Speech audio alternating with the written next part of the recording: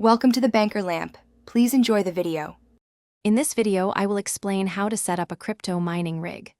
First, gather your core components: a robust motherboard, a capable CPU, at least 8 GB of RAM, and a powerful power supply unit, typically 1,200 watts or more. Crucially, you'll need several high-performance graphics cards, often 6 to 8, as these perform the actual mining computations. Don't forget a stable internet connection and effective cooling for optimal performance. Now, let's assemble the hardware. Begin by mounting your motherboard, CPU, and RAM onto a dedicated mining frame or an open-air case for better airflow. Next, install your power supply unit and connect its main power cables to the motherboard. Then, carefully attach your graphics cards to the motherboard using PCIe risers, ensuring they are firmly seated.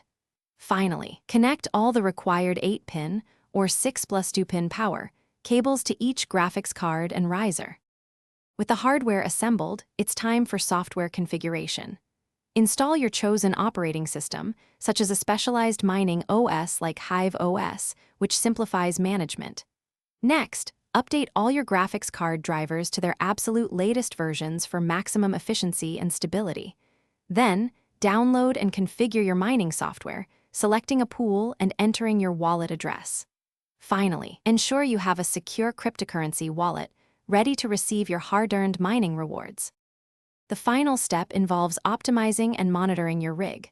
Adjust your graphics card settings, often called overclocking, by fine-tuning core clock, memory clock, and power limits to maximize hash rate while maintaining stability. Implement robust cooling, perhaps with multiple case fans or even liquid cooling, to keep temperatures below 65 degrees Celsius. Regularly monitor your rig's performance, including its hash rate and power draw, using your mining software or remote tools for continuous, efficient operation. Thanks for watching. If this was helpful, leave a like and consider subscribing. See you next time.